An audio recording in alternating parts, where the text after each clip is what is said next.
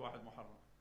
وليلة واحد محرم بيها ركعتين عجيبتين ثمينتين جدا عزيزتين. محروم من ضيع هاتين الركعتين في ليلة واحد محرم.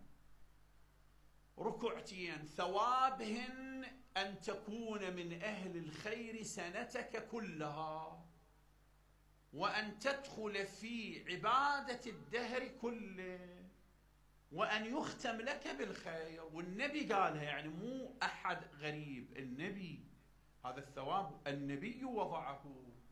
ركعتين ليلة واحد محرم. من الآن سويهن بالجدول، خلي لك هذا المنبه وخليهن لي.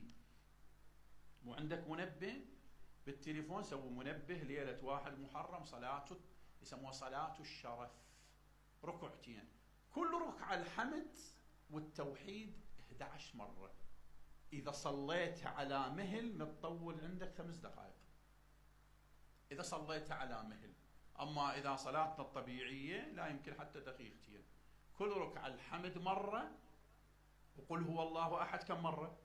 11 مرة. تقنت بأي قنوت تريد، كمل صلاتك، تسجد لله، ترفع رأسك، نلت هذا الثواب، تكون من أهل الخير سنتك كلها. هاي ليلة واحد محرم.